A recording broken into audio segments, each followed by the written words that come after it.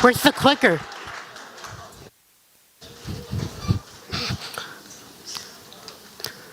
.5%.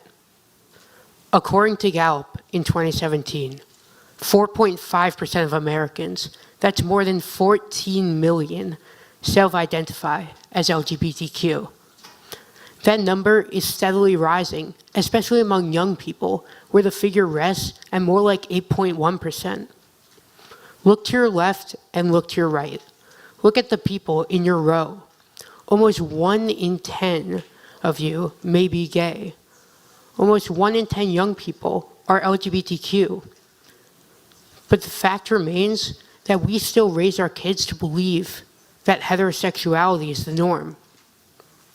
The Youth Risk Behavior Survey that was released by the Centers for Disease Control in 2016, the first survey of its kind that includes sampling representative of sexual minorities, showed that 25% of lesbian, gay, bisexual, trans, and queer youth had attempted suicide in the past year alone.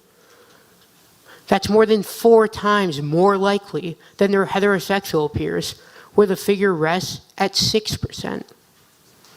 35% of these lesbian, gay, and bisexual students had planned a suicide in the past year, and 40% had seriously considered suicide. 4 in 10.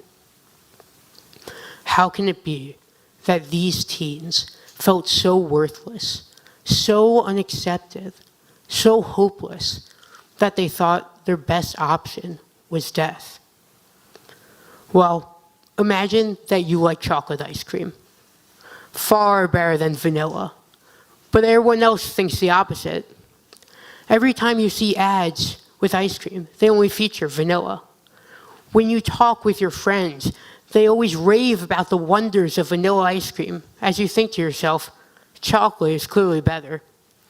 And when you go to the store and purchase your ice cream, the well-meaning employee hands you a cone of vanilla without so much as even thinking that you might want something else.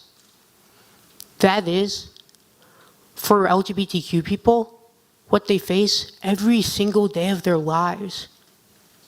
But instead of the assumption being your preferred ice cream flavor, imagine that your peers, your teachers, and everyone around you assume to know who you are.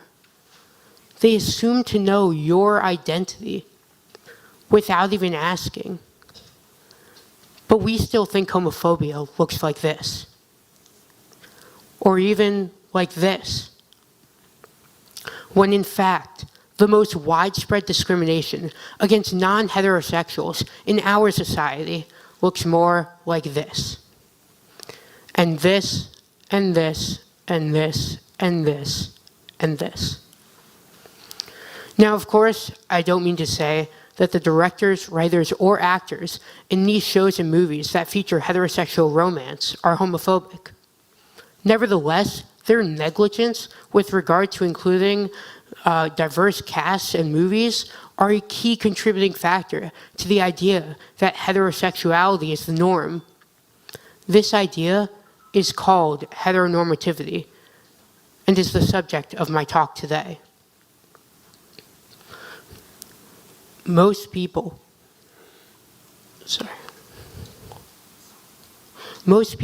do identify as straight. So heteronormativity isn't necessarily false.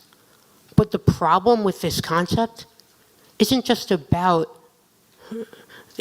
its accuracy, but its implications.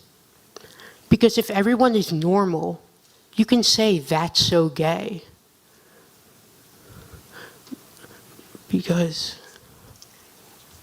even just the word straight implies that there's something crooked or abnormal about being anything else.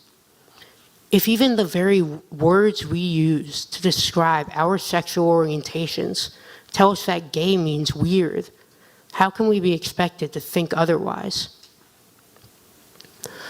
None of you would ever say something that might hurt every 10th person in this room. But the fact is, most of us do.